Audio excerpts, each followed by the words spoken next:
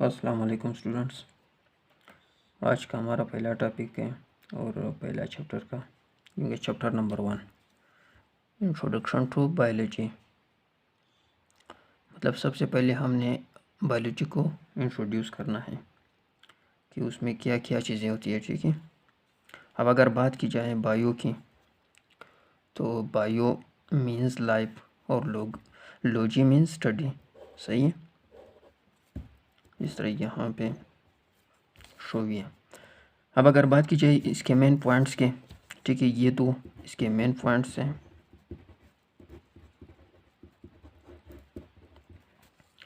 मतलब consist of 2 Greek words, bios meaning life and logos meaning study. सही है, मतलब 2 ग्रीक अल्फाज पर मुश्तमिल है जो कि बायोज को लाइफ कहा जाता है और लोगोज को स्टडी कहा जाता है। ठीक है, मतलब जिस तरह यहाँ पे मैंने बताया कि बायो को लाइफ कहा जाता है और लोगोज को स्टडी। मतलब बायोलॉजी के वर्ड्स में 2 मीनिंग्स छुपे हुए हैं। सही है, अगर आप सही तरह से इसको देख सकें। अब आगे हम अगर बात करें ब्रांचेस ऑफ बायोलॉजी, ठीक है, तो ब्रांचेस ऑफ बायोलॉजी वैसे बहुत सारे, लेकिन मैंने यहाँ पे कुछ मेंशन किए हुए, जैसे कि ये जो बाकी रह जाएंगे वो इंशाल्लाह फिर बाद में आने वाले लेक्चर में मैं उसको भी ज़रूर आप लोगों के साथ डिस्कस कर लूँगा। सही है, अब सबसे पहले मॉर्फोलॉजी की बात करें कि मॉर्फोलॉजी किसे कहा जाता है। ठीक है, the study of the form and external structure of organism. सही है, मतलब अब किसी भी ऑर्गेनिजम्स की एक्सटर्नल स्ट्रक्चर, एक इंटरनल स्ट्रक्चर होती है, एक एक एक्सटर्नल स्ट्रक्चर होती है।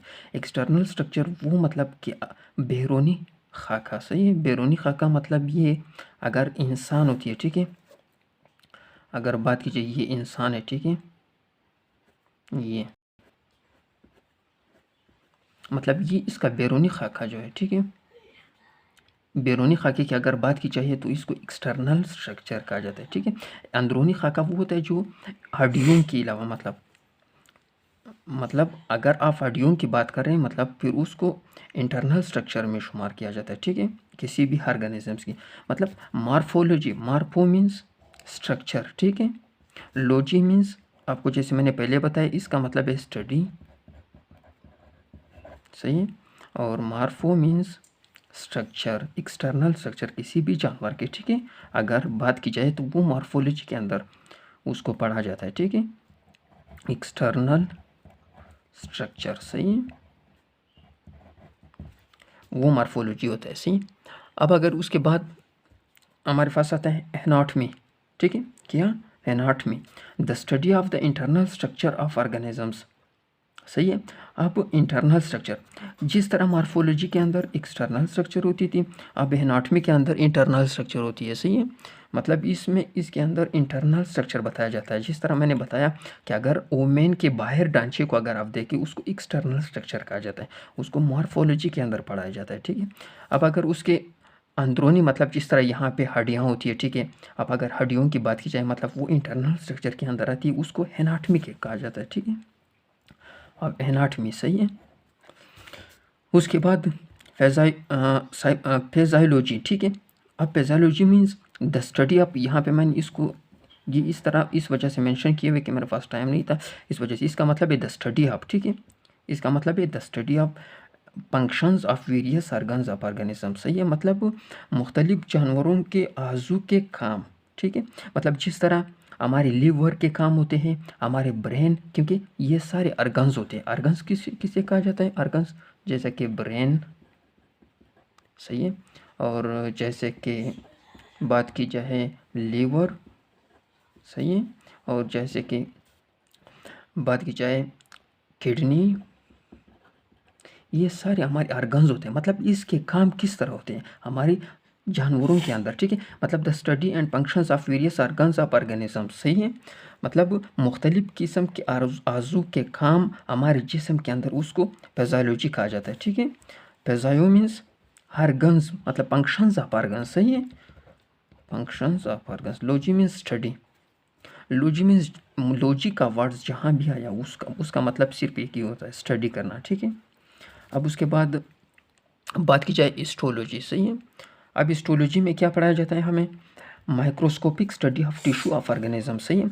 मतलब माइक्रोस्कोपिक लेवल के हवाले से जो भी जानवरों की टिश्यूज़ की जो स्टडी होती है उसको हिस्टोलॉजी कहा जाता है। मतलब जैसे कि सेल्स तो हम आम खास आंखों में नहीं देख सकते हैं, उसके लिए हमारे पास माइक्रोस्कोप का होना बहुत लाजमी होता है, ठीक है। जैसे कि सेल हो गया, मतलब बहुत सारे सेल इकट्ठे होकर टिश्यू बनाता है हमारे पास, ठीक है।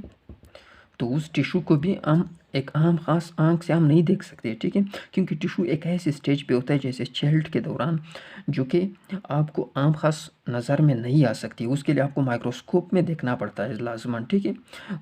इस तरह की स्टडी को हिस्टोलॉजी कहा जाती है, ठीक है। Histo means microscopic study of tissue, सही है। मतलब टिश्यू, हिस्टो मीन्स टिश्यू, सही है।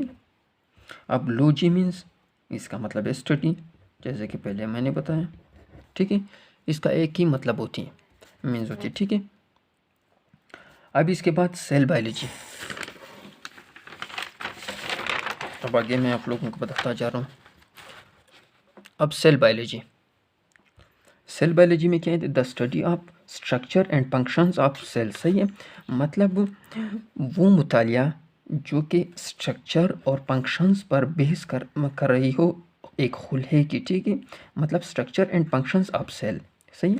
मतलब किसी भी सेल्स की अगर स्ट्रक्चर की बात की जाए और उसके काम की बात की जाए, मतलब उसका स्ट्रक्चर किस तरह है और उसका काम किस तरह है। मतलब जैसे कि सेल के अंदर जैसे कि प्रोटीन सिंथेसिस होती है, ठीक है, आपने सुना होगा शायद प्रोटीन सिंथेसिस। तो प्रोटीन सिंथेसिस मतलब प्रोटीन की तैयारी सेल्स के अंदर किस चीज़ के अंदर आती है, मतलब वो किस चीज़ के अंदर, हम कौन सी ब्रांच में हमें पढ़ा जाता है, ठीक है, वो सेल बायोलॉजी के अंदर हम पढ़ते हैं, ठीक है। जैसे कि यहाँ पे सेल बायोलॉजी, सही है। मतलब सेल एक खुलिया होती है, ठीक है, एक सेल होती है हमारे जिस्म की। बायो मीन्स उसकी ज़िंदगी, ठीक है, बायो मीन्स लाइफ। मतलब एक सेल की लाइफ किस तरह होती है, उसकी फंक्शन क्या होती है, सेल किस तरह काम करती है, ठीक है। और लॉजी मीन्स स्टडी, मतलब इसकी ज़िंदगी को हम पढ़ते हैं, ठीक है। अब उसके बाद आता है जेनेटिक्स। उसके बाद क्या आता है, जेनेटिक्स, मतलब the study of genes and heredity.